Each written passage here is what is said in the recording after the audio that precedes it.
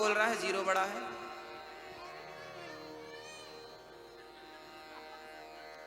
एक बड़ा है। जीरो कैसे बड़ा हो सकता है? एक बड़ा है। लेकिन ये जीरो जब संख्या के साथ जुड़ता है ना तो 10 गुना बढ़ जाता है ना। 1 2 3 4 संख्या एक एक चलती है, जबकि जीरो लग जाए तो 10 गुना बढ़ता। एक के पीछे शून्य लगाओ सीधा 10, 2 के पीछे शून्य लगाओ सीधा 20, और 2 शून्य लगा दो तो 100, 3 शून्य लगा दो तो 1000, मतलब 10 गुना। 4 शून्य लगा दो तो 10,000, हाँ? मतलब 10 गुना बढ़ता है। एक दिन शून्य को अहंकार आ गया, जैसे आप लोगों को कभी कभी आ जाता है। एक बार शून्य को, जीरो को अहंकार आ गया। जीरो अकड़ के बैठा था, ए संख्या तुम हमें पानी दिया करो, झाड़ू पोंछा लगाया करो घर पे, हमारी सेवा किया करो। संख्या बोली क्यों, तुम इतने अकड़ के क्यों बात कर रहे हो? जीरो बोला कि मैं सबसे बड़ा हूं, क्योंकि मैं ना हूं ना तो तुम्हारी कोई वैल्यू नहीं, मैं तुम्हें 10 गुना बढ़ाता हूं। संख्या बोली तो ठीक है, तुम बैठे रहो, हम चली। सारी संख्या निकल गई, जीरो जीरो जीरो जीरो बैठा रहा। अब बताइए 10 जीरो की कोई वैल्यू है संख्या के बिना? ये तो सही है कि जैसे अंक के बिना शून्य अधूरा होता है, ऐसे हमारा और आपका अंक है राम कृष्ण। राम है, हम जीरो हैं।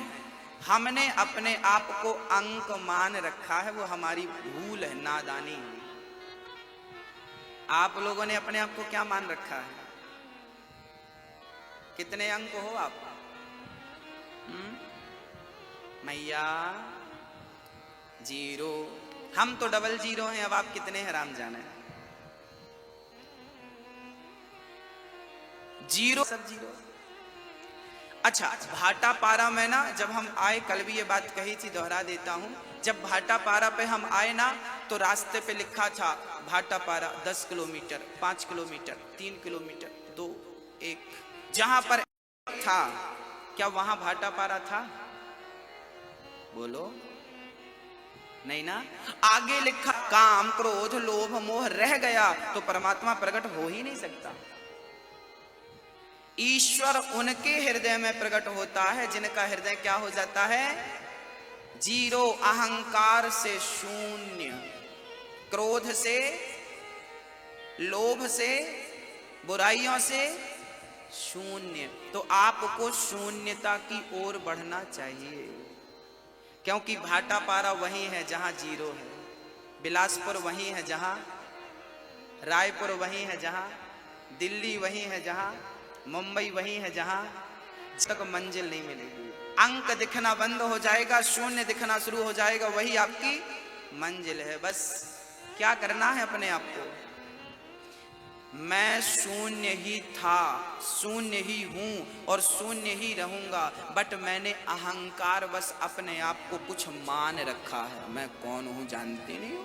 कई लोग कहते हैं ना, मैं मुझे नहीं जानते तुम। ये अपने आप को अंक समझ बैठे। खुले में भर के ले जा रहे थे, देखा तो सामने से कोई सोने के बर्तन लिए खड़ा था। भाई ये सोना कहाँ बट रहा है? बोले दरवाजा नंबर 3 पे सोना बट रहा। अच्छा 3 पे? वो चांदी वहीं फेंका और दौड़ कर गया और तीसरे नंबर के दरवाजे पे खड़ा हुआ। लाइन लगी, नंद बाबा सबको सोना बांट रहे थे। आहा, उसने चांदी फेंकी, सोना लिया, चला आगे चला तो एक सज्जन हीरा मोती बेशकीमती हीरा लेकर खड़ा था। भाई ये हीरा कहाँ बट रहा? बोले दरवाजा नंबर 2 पे हीरा बटा। उसने सोने के बर्तन फेंक दिए और हीरा की लाइन पे लग गया। जब नंबर आया तो नंद बाबा सबको लाला के जन्म की बधाई हीरा बांट बांट के लुटा रहे थे। जय हो जाओ, लाला को आशीर्वाद दीजो, लाला को आशीर्वाद दीजो। अब तो भगवान के जन्म की बधाई लुट रही थी। उसने हीरा मोती लेकर चला, कहते कि मानो उसे कोई अपार संपत्ति मिल गई। पूछा गया, भाई आप इतने प्रसन्न क्यों हैं, आपकी खुशी का कारण क्या है? उसने कहा कि दरवाजा नंबर 1 पर ऐसी संपत्ति लुटाई जा रही है जिसे लूटने के बाद दूसरी संपत्ति पाने का मन ही, इच्छा ही नहीं रहेगी। उसको लगा मैं भी तो देखूं। उसने हीरे मोती वहीं फेंक दिए और जाकर देखा तो दरवाजा नंबर 1 पर एक तरफ रोहिणी माँ बैठी थी, दूसरी तरफ यशोदा माँ बैठी थी और 2 पलने पड़े थे। एक पर बलराम जी झूल रहे थे, एक पर नंद नंदन श्याम सुंदर झूल रहे थे। और नंद नंदन श्याम सुंदर का दर्शन जो कर लेता था ना, उसके बाद उनके दर्शन के बाद उसे कुछ और प्राप्त करना शेष रह ही नहीं जाता था। उसे लगता था मैंने दुनिया की सबसे बड़ी संपत्ति आज प्राप्त कर ली। उनके दर्शन के बाद ना हीरा की चाह रह गई, ना सोना की चाह रह लो। हाँ, प्राप्त कर लो। अच्छा, एक छोटा सा उदाहरण देकर मैं आपको समझा रहा हूं, समझिएगा। आप अपनी पत्नी से, पत्नी को सामने खड़ा करिए, पति को सामने खड़ा करिए। कोई आपसे पूछे कि आप किससे प्रेम करते हैं सबसे ज्यादा, आप कहेंगे हम अपने बच्चों से, हम अपनी पत्नी से, हम अपने पति से प्रेम करते हैं। आपका पति आपसे प्रेम ना करे और आपसे बस पैसा मांगता रहे, आपका बेटा आपसे प्रेम ना करे, बस माँ पैसा दे दो, माँ पैसा दे दो, माँ पैसा दे दो, बेटा बस पैसे से प्यार करे, आपसे प्रेम बिल्कुल ना करे, तो क्या आप ऐसे बेटे से खुश रहेंगे? आपका पति आपके धन से प्यार करे, कहे तुम्हारे पापा धन देते रहेंगे तो मैं प्यार, जो आपकी वस्तु से प्रेम करता है पर आपसे प्रेम नहीं करता। समझ रहे हो मैं क्या कह रहा हूं? आपके धन से प्रेम करे, आपसे प्रेम ना करे। बेटा ऐसा है कि बेटे ने पिता के धन से प्रेम किया, पिता से प्रेम नहीं किया। ऐसे ही जैसे आप संतुष्ट नहीं रहेंगे, ऐसे ही है। आप सुनिएगा, भाटापारा की एक लड़की थी, बहुत पुरानी घटना है, जब नया नया भाटापारा बसा था। तो भाटापारा में एक लड़की को देखने के लिए लड़का आया, शादी की चर्चा चल रही थी। लड़की को लड़के ने बहुत बढ़िया अंगूठी दी। लड़का जब देखता है लड़की को तो कुछ देना पड़ता है, तो लड़के ने अंगूठी दी। अब लड़की ने वो अंगूठी पहनी और सारी सखियों से दिखाया, देखो देखो मेरे होने वाले पति ने कितनी बढ़िया अंगूठी दे रखी है, देखो देखो, सारी सखियों को दिखाया, देखो मेरी अंगूठी, देखो देखो मेरी अंगूठी, कितनी बड़ी अंगूठी, सबको दिखाया। उस लड़की ने, वहां से एक संत जी निकले, संत ने उस लड़की को देखकर मुस्कुरा दिया। उस लड़की ने कहा, महात्मा जी आपकी मुस्कुराहट में कोई राज छिपा है, आपने हमें देखकर मुस्कुराया क्यों? तब संत जी कहने लगे, बेटी जिसने तुझे अंगूठी दी वो याद रहा, पर जिसने तुझे उंगली दी उसे तूने भुला दिया। कितना बड़ा दुर्भाग्य है। जिसने कान दिया उसको याद नहीं आता, जिसने रानी हार दे दिया उसे याद कर लिया, और जिसने पहनने के लिए गला दिया है, शरीर दिया है, उसे याद नहीं करते। हाँ, ये दुर्भाग्य है या नहीं? हम वस्तुओं के पीछे भाग रहे हैं कि हे प्रभु, मैं आपको कभी ऐसी प्रार्थना हमें ठाकुर जी से रोज करनी चाहिए। अभी भगवान का नंदोत्सव चल रहा था, सारे ब्रजवासी दर्शन कर रहे थे, खूब नंद जी नाच रहे थे, यशोदा जी नाच रही हैं, ब्राह्मण लोग स्वस्ति पाठ कर रहे हैं, सारी सखियां आज रेशमी साड़ी सज धज करके गई हैं। और नंद नंदन के आंगन में श्याम सुंदर के सामने कोई पांव में घुंघरू बांधकर तो कोई वैसे झूम रहे हैं श्याम सुंदर के चरणों में। आओ जरा हम भी झूम लेते हैं ठाकुर जी के चरणों में। सारे ब्रज में आनंद की लहर। उसी क्षण कंस ने पूतना को भेज दिया, जाओ जितने बच्चे पैदा हुए हैं सबन को मार डालो।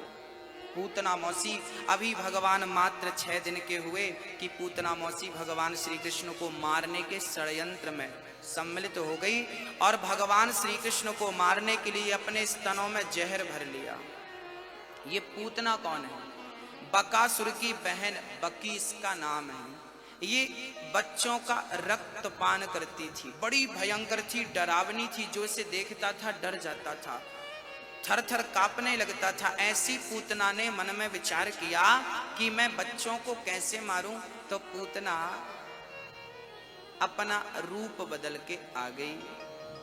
नंदोत्सव चल रहा था, सारे ब्रजवासियों के साथ नंद बाबा कंस का कर चुकाने आ गए। यहाँ पूतना यशोदा को लाला को पालने पे रखा और झूला झूला झूला कर सुलाने लगी। लाला खेलने पे मस्त थे। मैया बोली खेल रहा है, नेक में काम कर आऊं। तो माँ यशोदा घर के काम में लग गई। तब तक पूतना मौसी आई। श्याम सुंदर को अकेला पल्ले पे पड़ा देखा। पूतना बहुत सुंदर बनकर आई। पूतना को देखते ही मेरे श्याम सुंदर ने अपने नेत्रों को बंद कर लिया। क्या किया? नेत्र मूंद लिए। किसी ने भगवान से कहा, प्रभु आपने पूतना को देखकर नेत्र क्यों मूंद लिए? आप तो सब पर कृपा करते हो, आपकी दृष्टि जिस पर पड़ जाए वो निहाल हो जाता है, माला माल हो जाता है, सारे पाप समाप्त हो जाते हैं। आपने पूतना को देखकर नेत्र क्यों बंद कर लिए? तब भगवान ने कहा कि पूतना हमें मारने आई है अपने स्तनों में जहर भर के, और हमें तो उसे तारना ही पड़ेगा। तो पूतना का खाता वही मैं आंख बंद करके देख रहा हूं, किसका एक भी पुण्य मिल जाए तो इसे भव सागर से पार लगा दूं।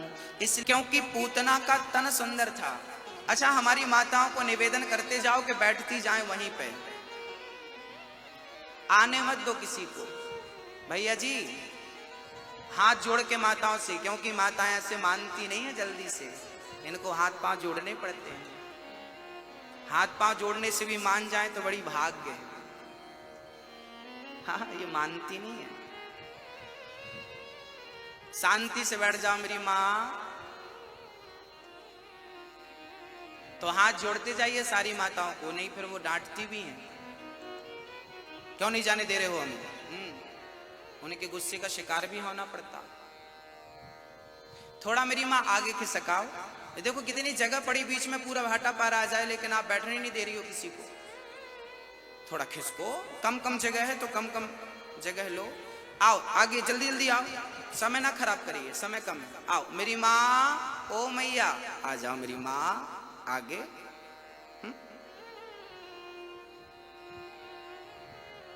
आ जाओ मैया, आप खिसक ही नहीं रही हो, ऐसे ऐसे बस हो रही वहीं वहीं पड़ी। बताओ, ज्यादा गर्मी भी नहीं है। भैया आप लोग भी थोड़ा खिसक लो आगे की तरफ, जल्दी। दादाजी दादी आ जाओ, जल्दी जल्दी आ जाओ। श्री राम जय जय राम। आओ, कीर्तन कर रहे हैं ताकि आप खिसकते भी जाओ, समय भी ना बिगड़े। श्री नेत्र इसलिए बंद कर लिए क्योंकि भगवान ने कहा कि पूतना का तन सुंदर है। पूतना का तन सुंदर है पर पूतना का मन सुंदर नहीं है। और भगवान कहते हैं कि जिसका तन सुंदर होता है मन सुंदर नहीं होता, ऐसों को मैं देखना भी पसंद नहीं करता, इसलिए नेत्रों को कर लिया बंद। मेरे मन वाला व्यक्ति पसंद है। आप गोरे हैं, काले हैं, अमीर हैं, गरीब हैं, ईश्वर को इससे कोई लेना देना नहीं। आपका मन कितना बेहतर है, कितना बढ़िया, इससे उनको बहुत काम है। पूतना ने तन को तो सजा लिया, बढ़िया टिप टॉप बन के आई थी, बड़ी सुंदर, ऐसा लक्ष्मी जी को भी पीछे छोड़ रही थी, सुंदरता इतनी थी उसकी। पर भगवान ने आंखें ही मूंद ली, हम देखेंगे नहीं। इसलिए मेरी माँ, तन को सजाने से पहले क्या सजाना? मन। अच्छा, आप लोगों ने गंगा कितनी बार नहाए? हाथ उठाओ। जिसने एक बार भी गंगा स्नान किया हो हाथ उठा सकता है। मौका मिले तो मेरे एक छोटा सा काम कर देना। अब की बार कभी गंगा जी जाना भैया जी, दादाजी, मैया जी, तो अब की बार अपने भाटापारा से ना घर से शीशी लेकर जाना, छोटी सी, ताकि सबको पिलाना, गंगा जल पियो, गंगा जल पियो, गंगा जल पियो। कोई पिएगा? आप पिएंगे? नहीं। क्यों नहीं पिएंगे? क्यों नहीं पिएंगे बताओ? क्योंकि उसमें गंदा जल है। गंगा जल नहीं है, गंदा जल है। क्यों? अरे भाई, आप वो 4 दिन तक गंगा में पड़ी रही, शुद्ध नहीं हुई क्या? 4 दिन से वो सीसी गंगा में डूबी रही है, शुद्ध हुई कि नहीं? हाँ या ना? शुद्ध नहीं हुई। क्यों शुद्ध नहीं हुई? क्योंकि पानी ऊपर से तो निकल गया, पर अंदर जैसा था वैसा ही रहा। वही तो मैं समझाना चाहता हूं कि सद भी वैसे ही रहे, तो गंगा नहाने से क्या फायदा? सीसी के अंदर जो गंदा था वही रहा, आपके अंदर भी तो जो गंदगी थी वो बनी रही। ना कपट छूटा, ना लोभ छूटा, ना क्रोध छूटा, ना अहंकार छूटा, और गंगा नहा के आ गए। 4 धाम करे आए महाराज जी, हम गंगोत्री यमुनोत्री सब नहा लिया, पर यहाँ आके सास की बुराई करती है, बहू की बुराई करती है। ये गंगा नहाया? गंगा नहा लिया, निंदा तक नहीं छूटी, चुगली तक नहीं छोटी। गंगा नहाने से फायदा क्या है? पैसा खर्च करने गए थे।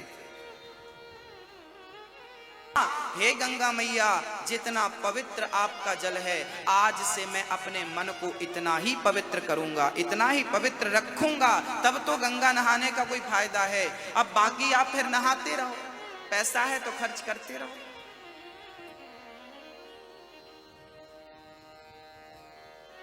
पुण्य भी तीर्थ करने से नहीं मिलता। तीर्थों में जाने के बाद जब मन की स्थिति बदलती है, जब भाव बदलता है, तब पुण्य मिलता है। यदि विचार ना बदले जाएं, भाव ना बदले जाएं, तो पुण्य की प्राप्ति नहीं होगी। कितना भी आप नहा लीजिए, किस प्रकार भाव बदलें तो पुण्य मिले। एक बार क्या हुआ, भाटापारा में गुलाब का बगीचा था, चारों तरफ गुलाब गुलाब गुलाब गुलाब। भाटापारा के एक सेठ जी ने गुलाब के बगीचे को देखा, तो उनके मन में विचार आया कि ये बगीचा मेरा होता तो मैं गुलाब का कारोबार स्टार्ट कर देता, गुलाब के फूलों का काम काज स्टार्ट कर देता। व्यापारी व्यापार के हिसाब से देखता और सोचता। तभी भाटापारा का एक भक्त जब बगीचे के पास से गुजरा और बगीचे में बढ़िया फूल देखे, उसके मन में भाव जागा कि ये बगीचा मुझे मिल जाए ना तो ठाकुर जी का बंगला पुष्पों से सजा दूंगा। ठाकुर जी का जो भाव था, उसने पुण्य, वो भले बंगला ना बना पाया बिहारी जी का, पर भाव बनाया, उसे पुण्य की प्राप्ति हो गई, क्योंकि आपका भाव बन गया। आप कर पाए ना कर पाए, करने का भाव बन गया, इसका अर्थ है आपने उस पुण्य की प्राप्ति कर ली। हाँ, बस इसीलिए कहते हैं अपना नजरिया बदलो। हमारी माताएं कढ़ाई बाहर से ज्यादा धुलती हैं कि अंदर से? कहां जरूरी होता है? अंदर। इसलिए कहता हूं, समय का सदुपयोग किया करो, यथार्थ को समझा करो। हाँ, पूतना मौसी आई भगवान को मारने पर, क्या बताएं मन गंदा था। हाँ? भगवान ने देखना भी पसंद नहीं किया। इसलिए क्या साफ करना आवश्यक है मेरी मां? प्रधानता तन की नहीं है। माता सबरी का तन पता है कैसा था? माता सबरी बहुत काली थी। माता सबरी के पिता ने विवाह, माता सबरी के बारे में 2 कथाएं हैं। माता सबरी इतनी काली थी कि उनके पिता को चिंता लग गई कि मेरी बेटी ऐसी गंदी दिखती है, इससे विवाह कौन करेगा। तो पिता ने जानबूझकर अपनी बेटी का विवाह अमावस्या की रात में रखा, ताकि कोई देखे ना। बारात भी आई और मंडप के नीचे बिल्कुल अंधेरा, प्रकाश दिया ही नहीं। और उस जमाने में तो लड़की का घूंघट भी था, तो पिता ने विवाह कर दिया। अब डोली पर बैठ के चल पड़ी माता सबरी। शादी हुई, जंगल से डोली गुजरी तो पति को लगा, रात गुजर गई, सुबह हुई तो पति को लगा देखूं तो कि मेरी दुल्हन कैसी है। तो पति ने डोली पे ही अपनी दुल्हन का घूंघट उठाया, और जब उठाया तो डर के भाग गया। बाहर निकली, कोई नहीं, अब हो गया ब्याह। अब जंगल में ही रहने लगी माता सबरी। जंगल में भयभीत रहती, उसे डर भी लगता। तभी गुरुजी का आश्रम नजर आया। जंगल में वो रास्ते को झाड़ू से वो साफ कर देती। भीलों के राजा की बेटी थी माता शबरी। झाड़ू से पूरा साफ करती और बस किनारे बैठती, फल फूल खाती, पानी पीती और संत जैसा जैसा करते वो भी माला जपती। माला क्या जप रहे हैं बाबा जी वो नहीं पता, गुरुजी जैसा जैसा करते वो भी दूर से वैसा वैसा करते। एक दिन चेलों ने कहा, गुरुजी हम रास्ते पे जाते हैं तो रास्ता साफ होता है। आज चेलों ने पकड़ लिया, ये महिला साफ करती है। शिष्यों ने देखा, ये तो भीलनी की बेटी है। राम राम राम राम राम राम राम। गुरुजी से शिकायत करी। गुरुजी ने कहा, बेटी तुम कौन हो? महाराज मेरा नाम शबरी है, सबर जात में पैदा हुई इसलिए नाम पड़ा शबरी। गुरुजी ने कहा, किसकी बेटी हो? फलाने की बेटी हो। चलो मैं तुम्हारे पिता के पास भेज कर आती हूं। तब माता शबरी ने कहा, गुरुजी अब मैं कहीं नहीं जाना चाहती, आप जंगल में रहते हैं, मैं आपके सहारे रहना चाहती हूं। गुरुजी बोले तो ठीक है, राम राम जपा करो। बोलो शबरी राम, शबरी बोलो राम। गुरुजी ने राम नाम का मंत्र दे दिया। शबरी कौन सा मंत्र जपती थी? राम, 2 अक्षर का। अब शबरी को गुरुजी ने अपनी कुटिया पर रख लिया तो बड़ा विवाद भी हुआ। लोगों ने कहा, बाबा जी हो कि स्त्री को काहे रख लिया भैया अपनी कुटिया पे? बड़ा विवाद हुआ। पर मतंग जी बोले, ये मेरी बेटी है, अब तुम्हें जो कहना है सो कहो। मतंग जी अपनी बेटी को अपनी कुटिया पर रखते हैं। जब राम का वनवास हुआ तब मतंग जी का शरीर पूरा हो गया। शबरी इतनी भोली थी कि जब गुरुजी मरने लगे तो शबरी पहुंच गई। गुरुजी कहाँ जा रहे हो?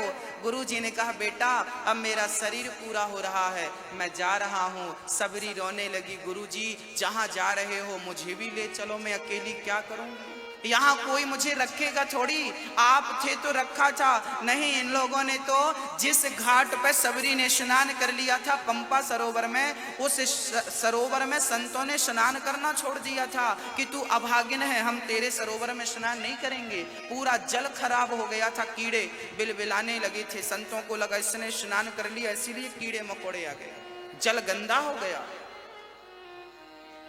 मतंग बोले, बेटा शबरी तुम वहां मत जाओ जहां मैं जा रहा हूं, तुम यहीं रहना और राम जी तुमसे मिलने आएंगे।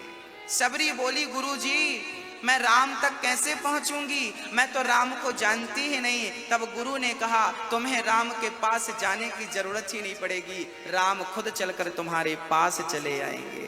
तुम्हारी भक्ति और तुम्हारा प्रेम देखकर तुम्हें जाना नहीं पड़ेगा।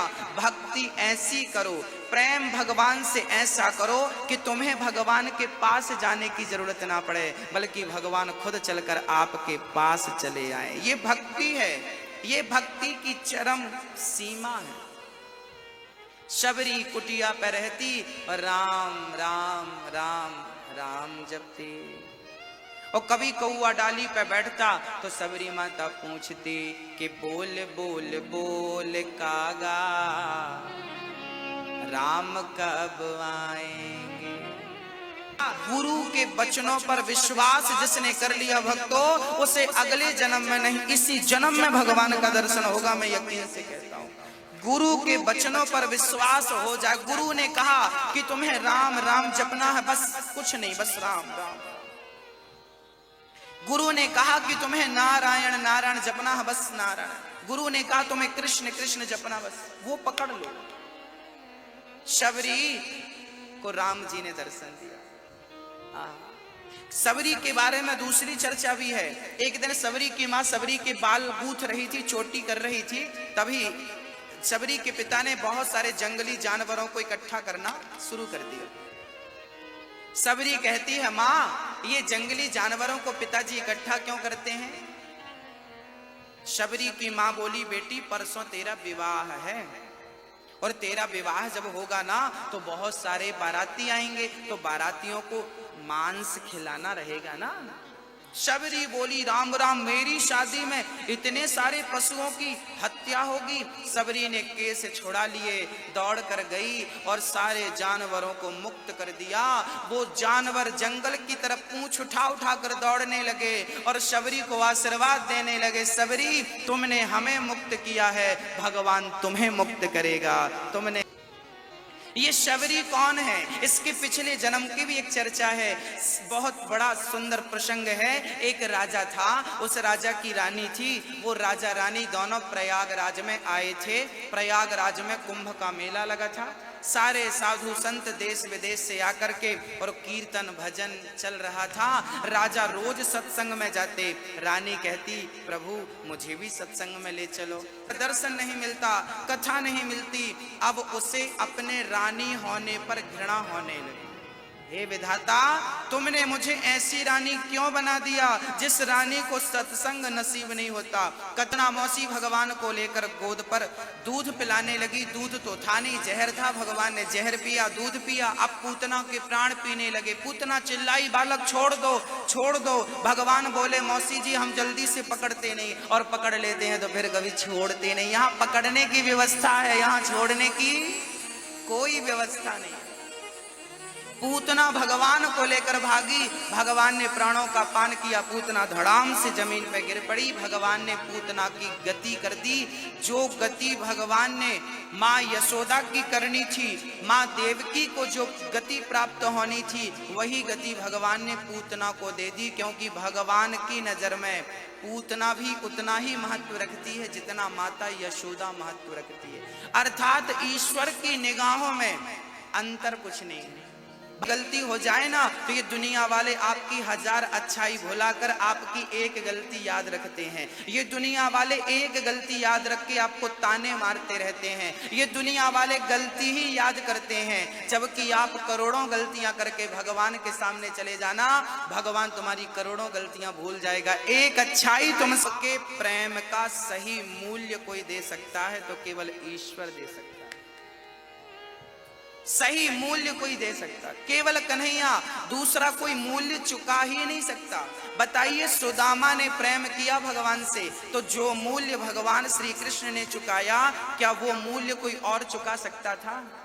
क्या 2 मुट्ठी चावल के बदले कोई इतना कुछ दे सकता है? अरे दे भी सकता है, पर अपनी आसन छोड़कर अपने मित्र को दौड़कर गले से नहीं लगा सकता। और लगा भी सके तो कोई अपने नेत्रों के जल से अपने मित्र के आंसू आज तक धुला क्या जो भगवान ने सुदामा के धुले?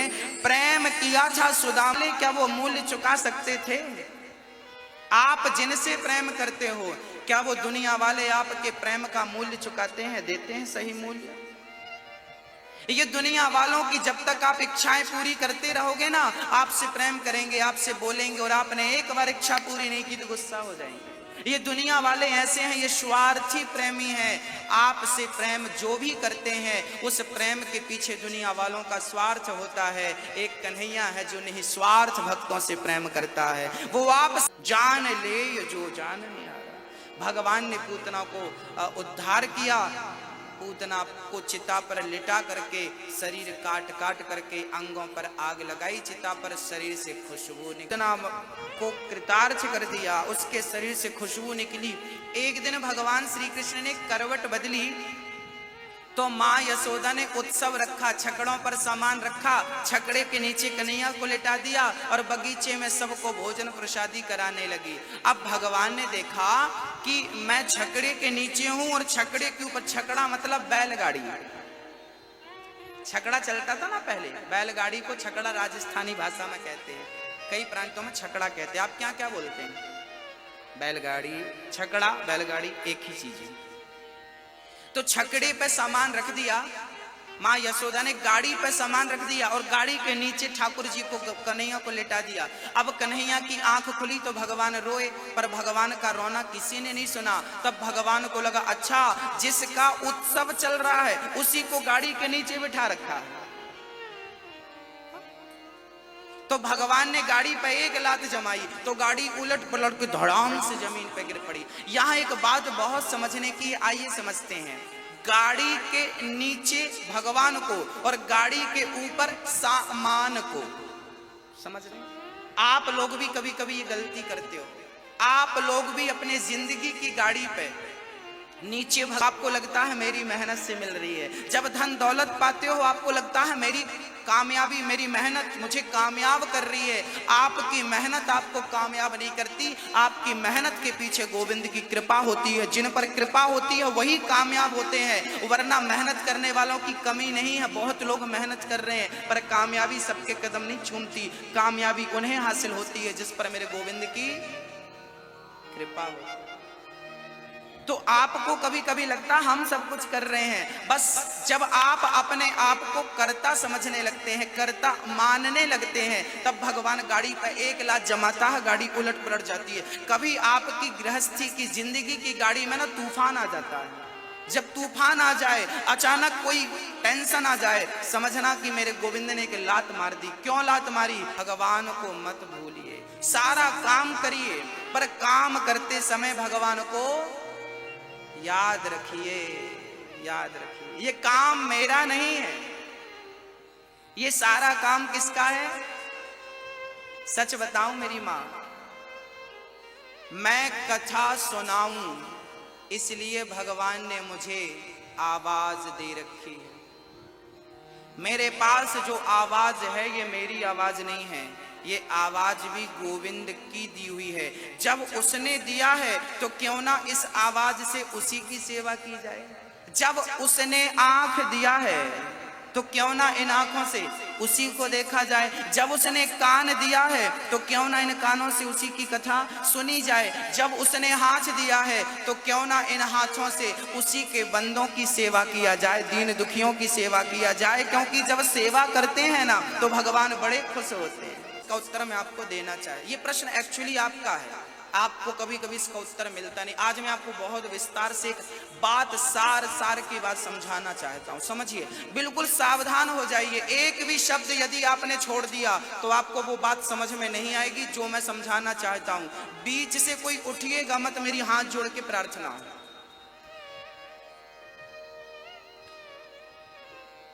आइए हम यथार्थ की ओर चलते हैं। कभी कभी आपके मन में प्रश्न खड़ा होता है कि मरने के बाद व्यक्ति जाता कहां है? जिंदा है तब तो हमें दिखता है कि क्या हुआ क्या नहीं हुआ, पर मरने के बाद हमारा पड़ोसी मर गया, उसके बाद उसके साथ क्या हुआ होगा हम कल्पना ही करते हैं, यथार्थ तक नहीं पहुंच पाते। आज मैं आपको बताऊंगा, ये दास अनिरुद्ध आपको बताएगा कि आपके मरने के बाद आपके साथ क्या होगा। पहले तो मैं गहराई और गंभीरता जड़ की ओर आता हूं। पहले तो आपसे मैं ये पूछना चाहता हूं कि आप कौन हो? कृपया अपना परिचय बताओ जल्दी से। आप कौन हैं? कौन है आप? कौन है आप? आप कह रहे हैं कि मैं स्त्री हूं, मैं पुरुष हूं, मैं मनुष्य हूं ना। आज मैं इन सबसे ऊपर की बात कर रहा हूं, इससे ऊपर कुछ नहीं रहेगा। भागवत में ये ज्ञान सबसे ऊंचा ज्ञान है, इससे ऊंचा कुछ नहीं है। वेद पुराण भी यहीं तक हैं, यहां से ऊपर फिर सीधा कृष्ण है, गोविंद है, बस कुछ नहीं। मैं अपने मन से समझना पड़ेगा, मैं शरीर नहीं हूं। आप लोगों ने अपने आप को क्या मान रखा है? शरीर। मैं शरीर नहीं हूं, मैं आत्मा हूं। कैसे? जब आप मरते हैं, हम मरते हैं, तो हमारे मरने के बाद क्या चला जाता है और क्या रहता है? आत्मा चली जाती है और शरीर। तो मरने के बाद भी शरीर रहता है, परंतु वो शरीर किसी काम का है? यदि आप कहें कि मैं शरीर हूं तो शरीर तो भाई मरने के बाद भी है। ने आपको शरीर मान रखा है, ये गलती कभी मत करिए। आप ईश्वर के अंश हैं, आप ईश्वर के बंदे हैं, ईश्वर के भेजे हुए व्यक्ति हैं। इस संसार में कुछ करने आए हैं। ज्ञान की ज्योति जगाइए, ज्ञान की किरण हृदय तक पहुंचाइए। अज्ञान में ही लोग मर जाते हैं। भारत में 1 करोड़ आदमी में, 1 लाख आदमी में एक ही व्यक्ति समझ पाता है कि मैं कौन हूं। सारे लोग बिना जाने मर जाते हैं, उन्हें पता ही नहीं चलता कि हम इस संसार में आए ही क्यों थे। आप इस बात को जाने समझे बिना ही मर जाते हैं। भक्तों, आइए अब हम चलते हैं, मैं कहां जाता हूं। देखिए, जब मेरी मृत्यु होती है ना, तो मृत्यु किसकी होती है? शरीर यहीं पड़ा रह जाता है। मैंने एक दिन कहा था कि हमारे पास दो शरीर होते हैं, कारण शरीर तो जल जाता है, दो बचते हैं, एक सूक्ष्म शरीर, एक स्थूल शरीर। स्थूल शरीर ये है, और सूक्ष्म शरीर और होता है जो स्वप्न का दृष्टा होता है। जिस शरीर से आप स्वप्न देखते हैं, आप मिल जाती है शरीर, इस शरीर से आत्मा निकलती है, उस सूक्ष्म शरीर में जाकर मिल जाती है, और फिर वो सूक्ष्म शरीर आत्मा को लेकर, अर्थात आत्मा और शरीर एक होकर, फिर हम मरने के बाद फिर वो सूक्ष्म शरीर भगवान के घर जाता है। भगवान पूछते हैं, कहो भाई आ गए?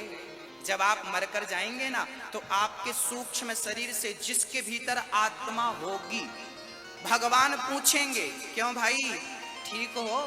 तू लोक में कर रखा है। वो सारा पाप पुण्य ईश्वर अपने सामने बैठकर आपको दिखाते हैं, देखो तुमने इतना पुण्य किया था, इतना पाप आपने देख लिया ना। इसके बाद भगवान एक तराजू बांधते हैं, उस तराजू के एक पलड़े पर आपके पापों को रखते हैं, एक पलड़े पर आपके पुण्य को रखते हैं, और पाप और पुण्य को आपके सामने रख के बताते हैं कि देख, ये पाप इतना सारा तूने किया और पुण्य इतना सा किया।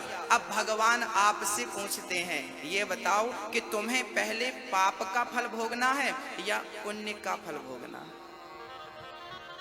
तो आप कहते हैं, कोई कहता है कि मुझे पहले पाप भोगा दो, तो जो कहता है कि मुझे पाप का फल भोगना है, वो व्यक्ति फिर से संसार में वापस आता है, अंधा बन करके, लंगड़ा बन करके, बहरा बन करके, काना बन करके, दीन दुखी बन करके, जिसके शरीर पे कीड़े पड़ जाते हैं। ऐसे लोग संसार में आपने देखे होंगे, कैसे लोग हैं संसार में जो एक एक रोटी को मोहताज हैं, कितना कष्ट उठा रहे हैं, कितने तकलीफ उठा रहे हैं। ये सारे लोग कौन हैं? भगवान ने उन्हें इस प्रकार बना करके इनके पापों का हिसाब चुकाया।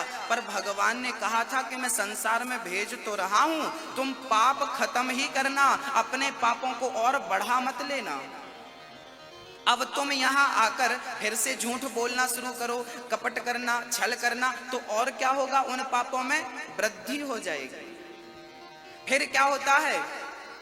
फिर वो व्यक्ति पाप भोग कर गया। अब भगवान ने कहा कि अब तुम्हारे पाप समाप्त हो गए, अब तुम्हारा पुण्य बचा है। अब भगवान कहते हैं जाओ पुण्य भोगो। तो पुण्य भोगने के लिए भगवान फिर आपको किसी को टाटा बिरला के घर पैदा कर देते हैं, किसी को अंबानी के घर पैदा कर देते हैं, किसी को करोड़पति के घर पैदा कर देते हैं। पैदा होते ही बच्चा सोने के झूले पर झूला झूलता है, चम्मच सोने की चम्मच से दूध पीता है। हाँ, इसने पुण्य का फल भोगने के लिए अब ये सोने की चम्मच से दूध पी रहा है। आप लोग जो बढ़िया से खा पी रही हो ना, सोना चांदी पहन रही हो ना मैया, चल फिर रही हो, देख सुन रही हो, आपने कोई पुण्य किया होगा, जिस पुण्य के कारण विधाता ने आपको मौका दिया है। अब इस शरीर को पाकर सावधान रहना, क्योंकि फूक दूध से जली हुई बिल्ली छाछ को भी फूक फूक के पीती है। आप जरा सावधान रहना, भगवान ने आपके पुण्य का फल आपको दे दिया है। अब इस फल को पाकर तुम किसी का दिल ना दुखा देना, किसी के साथ बुरा ना कर देना, क्योंकि बुरा किया, गलत किया तो फिर वो रिवीजन हो जाएगा, फिर वही पाठ एक क्रम, एक लेसन 1। हाँ, आद्य शंकराचार्य जी ने यही बात दोहराई है कि व्यक्ति इस चक्कर में, इस अज्ञान के कारण बार बार जन्म लेता है, मर जाता है, जन्म लेता है। पुनरपि जननम पुनरपि मरणम पुनरपि जननी जठरे शयनम भज गोविंदम गोविंदम भज मूढ़मते। बार बार आपका जन्म होता है, बार बार आप मर जाती हो।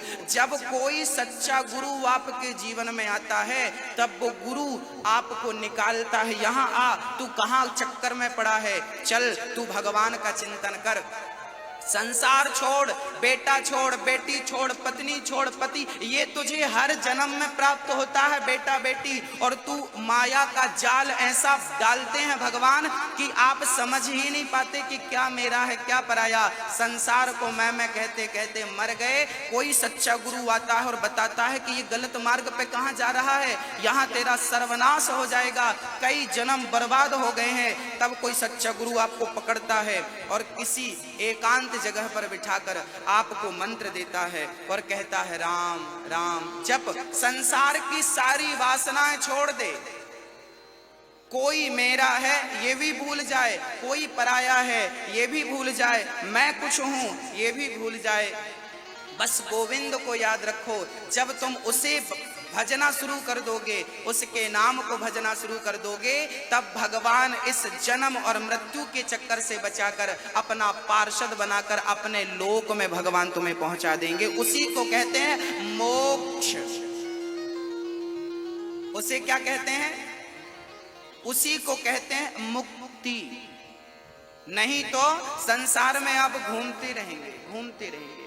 वो कबीरदास जी ने एक दोहा गाया है, दो पाटन के बीच में साबुत बचाना कोई, चलती चक्की देखकर दिया कबीरा।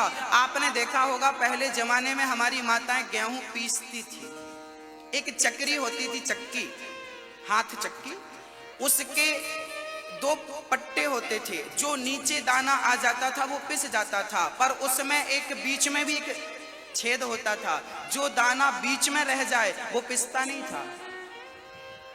उस एक के पास रहता था ना, आप समझ रहे हैं मैं क्या कह रहा हूं? एक लकड़ी का डंडा रहता था बीच में, उसके ऊपर ही दूसरा चक्का रखा जाता था।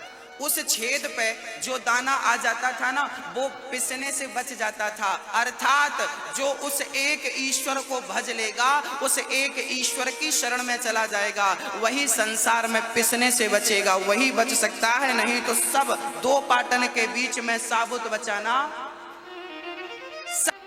हर जन्म में आपको एक पत्नी, एक पिता, एक माँ, एक बेटा, एक बेटी मिलता है। हर जन्म में आप कहते हो ये मेरा, ये मेरा। इसलिए मीराबाई ने हमें सिखाया है कि इन्हें मेरा मेरा मत कहो, मेरे तो एक ही है, मेरे तो गिरधर गोपाल, दूसरो ना कोई। उस एक बार आप उलझे तो उलझते ही जाएंगे, सुलझने का रास्ता नहीं मिलेगा, उलझते जाते। कई जन्म हो गए आपके, भगवान को पाना चाहते हो कि नहीं? एक बार क्या हुआ, मेले में मां अपने बच्चे को लेकर गई, तो मेले में भीड़ इतनी थी कि मां का हाथ बच्चे से छूट गया। मैया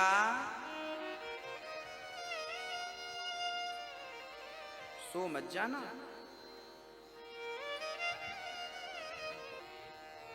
एक दूसरी स्त्री थी जिसके कोई संतान नहीं थी।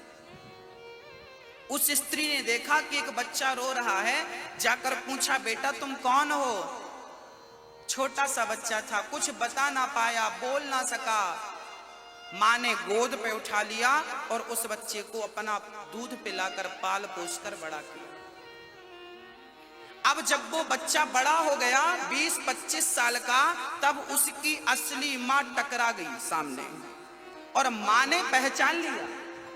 कोई निशानी थी उसके भुजाओं में, उसके हृदय में।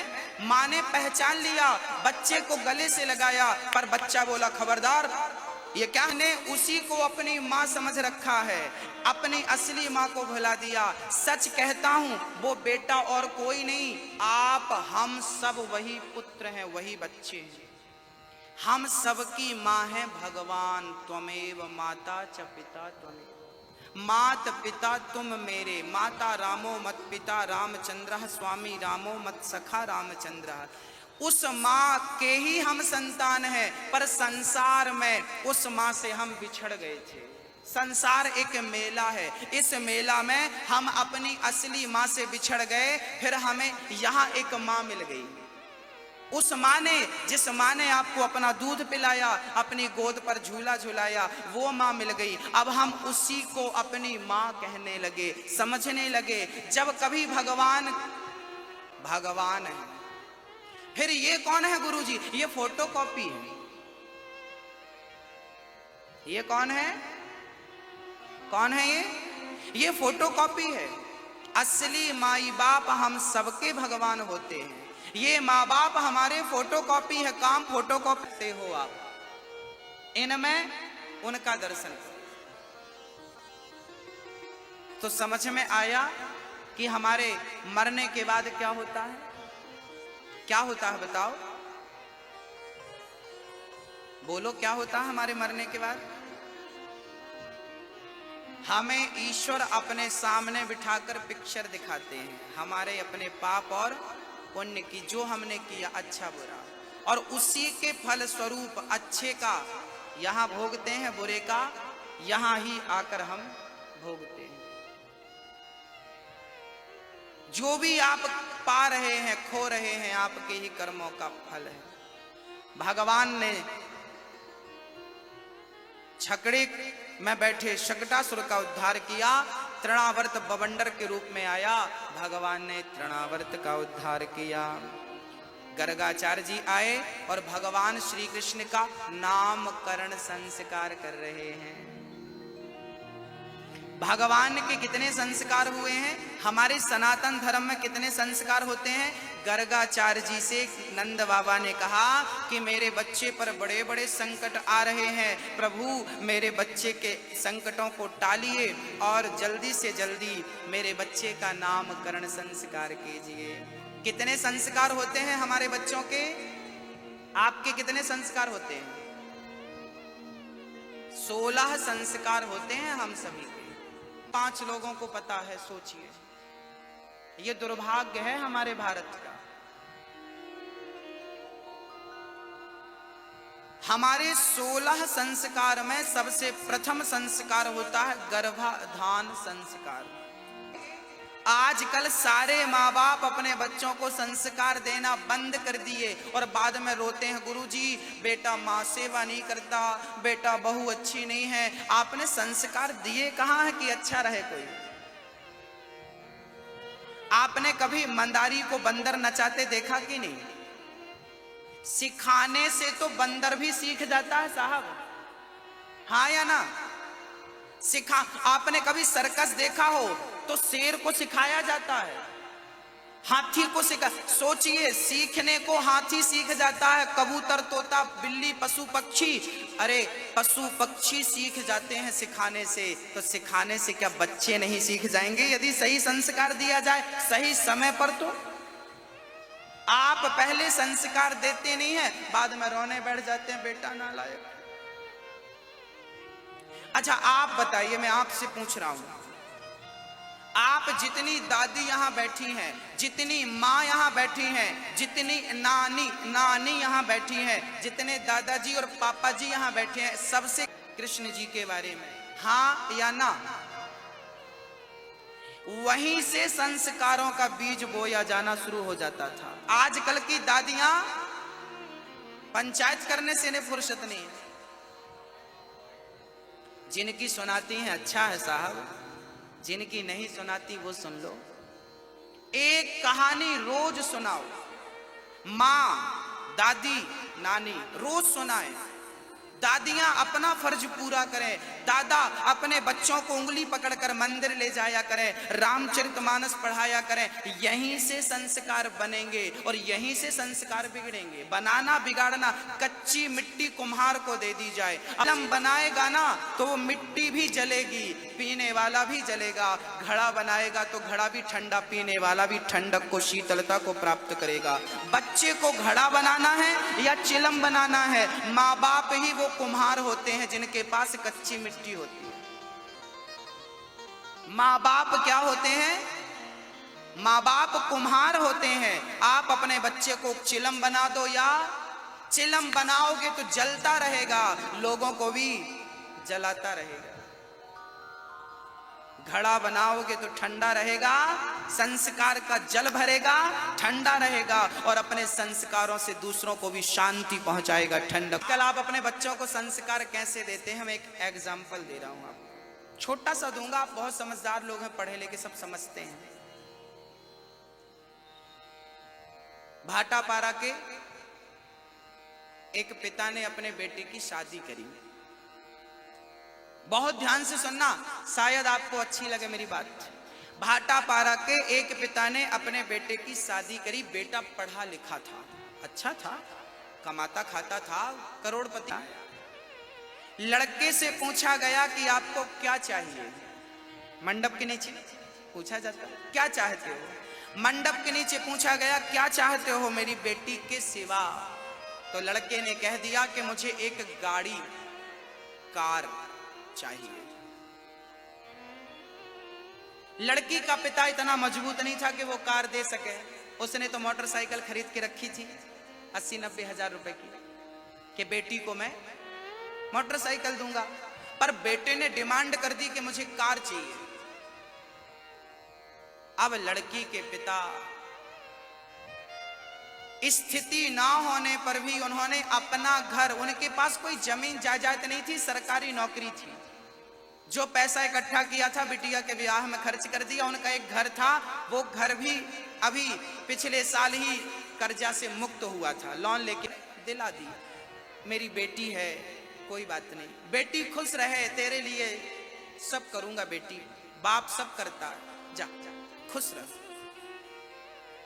लड़की विदा होके चली गई। एक दिन लड़का बोला, चलो आज हम तुम्हें घुमा के लाते हैं। लड़के ने कार चलानी शुरू की, लड़की बैठी और चला। बड़ी तेज कार चलाया। खिचड़ी खा के रोड के किनारे भिखारी लोग बैठे खिचड़ी खा रहे थे।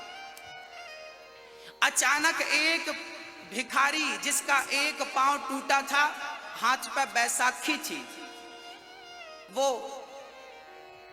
रास्ते पे बीच पे आ गया। अब गाड़ी स्पीड थी, इसने ब्रेक लगाया और गाड़ी घिसटती घिसटती जाकर भिखारी के बिल्कुल करीब जाकर रुक गई। लड़की ने रोको रोको गाड़ी रोको, गाड़ी रोको, मर जाएगा ये, मर। रोका, गाड़ी का ब्रेक चढ़ गया, गाड़ी रुक गई। अब साहब गाड़ी से उतरकर भिखारियों पर टूट पड़े। अरे भिखारियों, तुम जैसों के कारण सड़क हादसे होते हैं, अभी मेरी जान चली जाती, क्या जरूरत थी भीख मांगने की, कमा कर खा नहीं सकते, भीख मांगते रहते हो। तब उस लड़की ने गाड़ी से उतरकर अपना बटुआ खोला और 100 रुपए उस भिखारी की झोली पे डाल दिया। पति बिगड़ गया, क्या जरूरत थी तुम्हें 100 रुपए देने की, तुम जैसे लोग इनका मनोबल बढ़ाते हैं, ये कमा के कुछ खाते नहीं, मांगते रहते हैं, मांगते रहते। लड़की ने कहा, अब लड़की ने बोला, लड़की ने कहा कि ये भिखारी भीख मांगने के लायक है, क्योंकि ये अपाहिज है, लंगड़ा है, इसे हम जैसों की जरूरत है। ये भीख इसलिए मांग रहा है क्योंकि ये अपाहिज है, पर तुम तो अपाहिज नहीं थे। मंडप के नीचे मेरे पिता से भीख ही तो आपने मांगा था। क्या बोलते हैं, जो करोड़पति होकर भी दहेज मांगते हैं, वो भी बहुत बड़े भिखारी होते हैं। लेना चाहते हैं, मेरे बेटे को दहेज मिलेगा इतना। आज की सदी में, 21वीं सदी में कुछ लोग फ्रिज नहीं खरीदते, टीवी नहीं खरीदते। क्यों नहीं खरीदते? क्योंकि छोरा बड़ा हो गया है, शादी होगी, मिलेगा, क्या जरूरत है खरीदने की। और आजकल मूर्ख लोग नहीं, अनपढ़ लोग नहीं, पढ़े लिखे लोग, पैसे वाले लोग और बड़ा मुंह फाड़ते हैं। इन्हें चुल्लू भर पानी में डूब के मर जाना चाहिए। हाँ? दहेज मांगना क्या उचित है? आपको क्या लगता है, हाँ या ना? हाँ ना? के गोलमाल है सब?